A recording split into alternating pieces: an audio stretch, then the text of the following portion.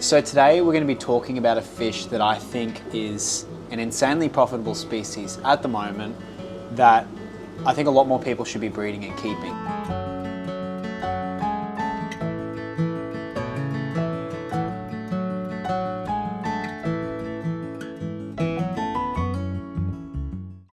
The fish I'm talking about are these in this tank. These are the Pseudomogel furcatus. Now, all of your Pseudomogels I think have the potential to be very profitable species, and I've talked about breeding fish for profit in the past. I don't want to look like I'm trying to run like some kind of get rich quick scheme. My idea with this video is to firstly highlight a really cool fish that not a lot of people are keeping and explain my reasons why I think this fish is profitable. So firstly, when looking at a profitable species, you want something with a high return. So these guys definitely tick that box for me. Here in Australia at the moment, these are worth about 25 to 30 bucks each. So, 60 bucks a pair. The second thing you want is something easy to make. And yeah, these guys, super easy. And I'll show you exactly how I breed them in a minute. Third thing, has to look good. And the reason we need it to look good is because we need the turnover. So it doesn't help if we have a fish that's brown that sits in the back of the corner that's worth $100. Just because it's worth $100 doesn't mean you're going to get that. It needs to look like what it's worth. The other thing it needs to do is it needs to grow up quickly. These guys get a half tick from me. They're not super quick, but they do get up to size in about 3 months. So what you'll need is a group of these. You'll need at least 3 pairs, I think, just for them to do really well, and that's what I've got. 3 males, 3 females. The way these breed is every day the males will pursue the females and court them and try and get them to lay their eggs in mops.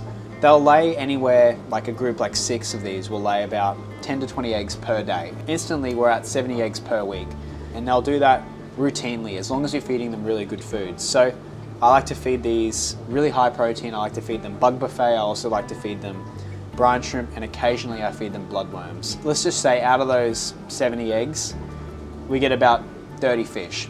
That means we're getting 30 fish per week. Let's say if they're selling to a shop for $30, we're gonna go take these fish, buy them, and expect to sell them back to the shop for $10 each. So instantly we're at 300 bucks a week, $300 a week, instantly 1,200 bucks a month. You can see how this would easily start to support your hobby if you could do it. And I'm telling you, you can do this if you've got the tanks to do it. So I reckon to do this, you probably need 4 tanks, 5 tanks.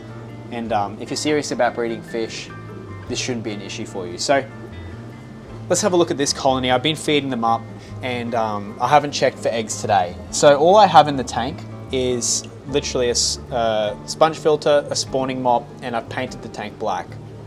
And then I just feed them twice a day and check the spawning mop. Pick it. So you'll find all sorts of eggs in this mop. So that's one there. Yeah, that one's actually not good. That's gone fungus and yuck. So that's obviously not been fertilized. You can see because it's gone white and opaque. So that's not a good egg. So I feed that to the other fish. But next door we got 2 eggs here, so we're up to 3 eggs. It seems like today has been a pretty decent day. I think they've laid a few eggs, more than 10, but definitely within the average amount. Alright, so we've just collected the eggs out, and they've got 1, 2, 3, 4, 5, 6, 10, 11, 12, 13, 14, 15. So I was in the middle of 10 and 20 there. But 15 eggs, that's a standard day, and it'll be like that most days. So you can see, very reliable, which is really helpful as well. Like sometimes you get these like moderately expensive fish that don't reliably produce, so that kind of like ruins it. I think everyone has a good chance of doing well with these. But from here, the next stage is to hatch these eggs out and to raise them up. So I've already set up a tank for them. We'll go to the other side of the room. And down here is the tank I've decided to do these in. So literally all I'll do is take these eggs and we're just gonna dump them in. So I'm just going to bring them down, and this is just a tank like the parents with a sponge filter. I'm just going to pour them in, and in they go. So make sure the tank's 25 degrees, very light aeration. And yeah, make sure you don't have any snails or predators in here. Just make sure it's just a tank with the eggs. I don't bother with any defungal stuff. I just let them do whatever. And what I'll do is for the next 10 days, I'll continue to add all the eggs in. So there'll be about 100 to 150 fry in here. And then when they hatch, that's when I start to feed them. So I look every day, and then once I start noticing some free swimmers, that's when I start to feed. So next door, these are some of their older siblings. So in here we have some more Ficatus, and I actually like to raise these fish up with very similar species. So I've also got some Luminatus in here, which is another type of pseudomogul.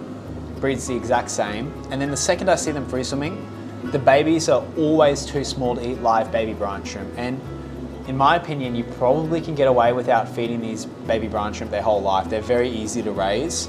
The good thing about Ficatus fry is that they can easily go 12 hours without food. I'm not saying you should do that, I'm saying you should feed them as much as you can, but they can easily do it. So what I'll do is just raise them up in a big volume of water like this, and I'll start feeding them bug buffet. So this is bug buffet. It's my new food. It's great for breeding fish, especially these ones. What I'll do is take a pellet like this. It comes in a pellet form. Now that'll actually sink for your other fish, but it can also be crushed up into a dust, which I put on the surface of the water. So just put a little bit, and I'll do this twice a day. And that breaks up into really fine particles, which all of the babies can eat. So it falls through the surface, and then all of these little fry will start to snack on that, and that's what they'll use for their first meal. From there, I continue to feed them like this for the next couple of months, and then they reach the next stage.